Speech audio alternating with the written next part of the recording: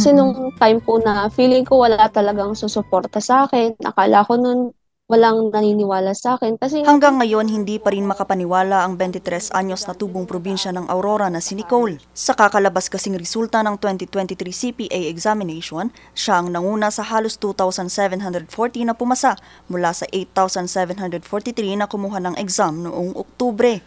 Anya, hindi niya inaasahang siya ang mangunguna lalo pat nais niya lang pumasa. Kasi nga po hindi naman po ako outstanding na estudyante nung nag-aaral pa lang ako sa college. Parang iniisip ko po nun hindi ako top-notcher material. Pero sa tagumpay na natamasa nito, nakakubli ang kanyang kwento ng pagdududa sa sarili. Sa unang review center kasi na inaplayan niya, napanghinaan na ito ng loob matapos siyang makakuha ng mababang marka sa isinagawang mock examination. Pero sa ikalawang review center na pinasukan niya, nag-review ito muli na buo ang determinasyon na pumasa, katuwang ang suporta ng pamilya at mga kaibigan.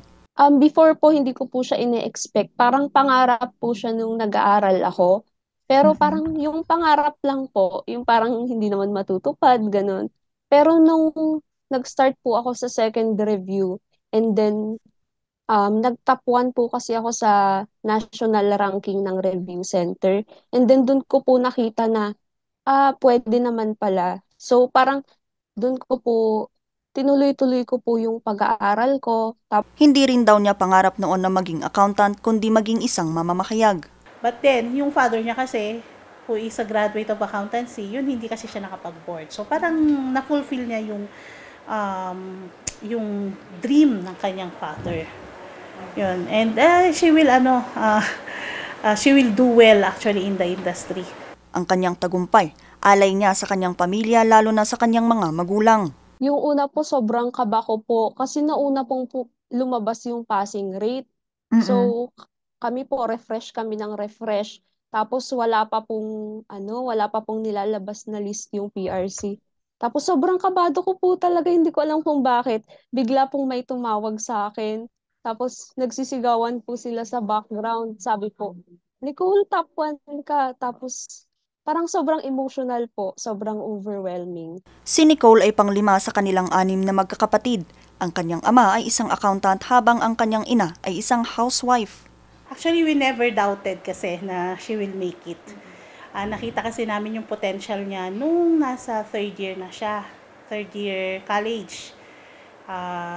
Lagi siyang nag-excel dun sa aming parang mock board kasi we have mock boards in the undergrad.